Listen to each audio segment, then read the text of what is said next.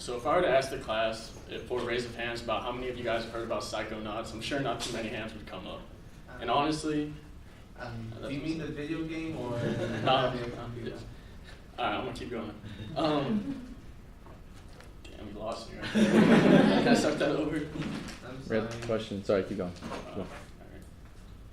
Alright, so I'm gonna start over. If I were to ask the class by raise of hands, how many of you guys have heard about Psychonauts, I'm sure not too many of you guys would raise your hands.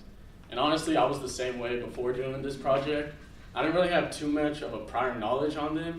However, when I was perusing some different subcultures to do for this, and I saw the word Psychonaut, I instantaneously saw that root psych. And that made me think about psychedelics and the human psyche, which is really something that has inspired me and interested me throughout my life. The reason for that being is because my parents kind of grew up in like the Woodstock era, I guess you could say.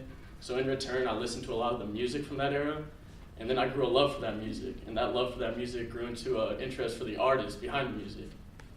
And when I did, I would go doing some more research behind those artists, and one common theme I found about them is that they all use some sort of psychedelic drug. In return, I started doing research on psychedelic drugs, and curiosity bit the cat, and I tried LSD acid. I know that sounds terrible, and y'all probably all judge me right now, but I can honestly say it was one of the best experiences of my life.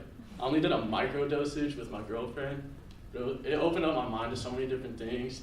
I honestly viewed things with a deeper meaning, and I can honestly say it changed me as a better person.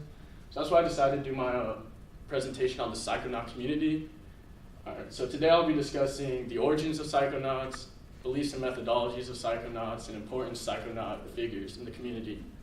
And the Psychonaut community dates back many decades, circulating around the sole purpose of elevating the human psyche, as well as finding a deeper meaning in life. And although they have been shrouded with negatives throughout their history, their strong positives and their will to reach that elevated state has propelled them decades. So first, I'm going to start off with the origins of Psychonauts. So Mindvox.com 2003 stated that Arthur Hefter is actually the first recorded Psychonaut. Arthur Hefter was a German chemist who was able to isolate a mescaline compound within the peyote cactus. So what you do with that mescaline compound is you can actually grind it up into a tea and you drink it.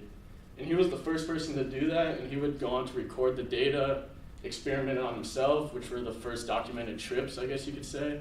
However, he died pretty young, so his research wasn't too extended. This community didn't really take off till Albert Hofmann came around.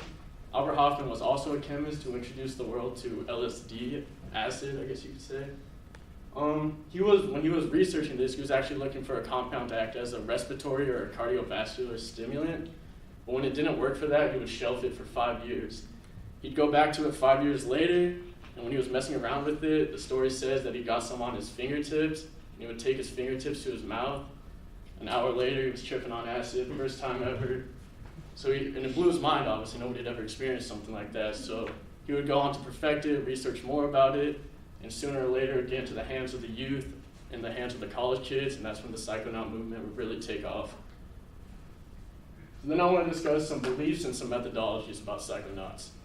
So Dr. Stan Groff on GroffAdvanced.com 2018 states that a Psychonaut's main purpose is to use different psycho-spiritual methods to explore the inner realm and thus broadening one's worldview. And one of the biggest misconceptions regarding Psychonauts is they only use drugs to get to this point. And although they do use drugs like LSD, DMT, and mushrooms, to name a few, that can also be a huge negative because that leads to addiction and abuse, which is where a lot of the junkie stereotypes come from. But other methods that I found when doing my research was they use songs. Songs are a huge part of it. They'll use different imagery-oriented songs to kind of spark that creative side of them, help them go through a journey through their own minds.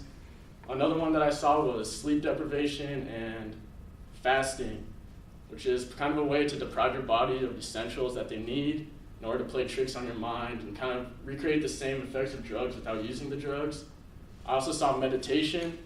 Spirituality is huge in this community, so they'll meditate, they'll really sit for hours just exploring their own heads, exploring their own thoughts, which was astonishing to me. I know I couldn't do that. And last one I found was lucid dreaming, which is basically the ability to control your own dreams. That seems like probably the purest way to do it because without the usage of any other drugs, you're literally exploring your own subconscious. And last, I wanted to talk about important figureheads in the Psychonaut community. So Higher Existence 2018 stated that different musicians such as the Beatles, Jimi Hendrix, actors such as Nicolas Cage, George Clooney, and even people like Steve Jobs have utilized psychedelics or have some beliefs that line up with the Psychonaut community.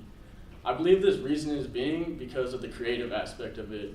When you hit a roadblock in whatever your profession may be, the psychedelics can really push you forward, push you past those boundaries.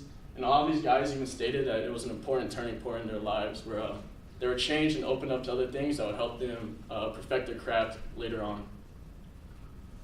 So today I talked about the origins of Psychonauts, beliefs and methodologies of Psychonauts, and important figureheads in the Psychonaut community. And the Psychonaut community dates back several decades, all around the main purpose of elevating the human psyche and broadening one's worldview. And although it is shrouded with some negatives, clouded with negatives, their positives and their strong will to reach that higher state of mind has propelled them generations. So if you guys would like to check out more, I highly recommend this documentary. It's on Netflix. It's called George Harrison Living in the Material World. George was he was in the Beatles. He was one of the biggest self-professed psychonauts, and some of his ideologies and mindset are super eye-opening. So if you find it interesting, I'd definitely check that out. Thank you guys.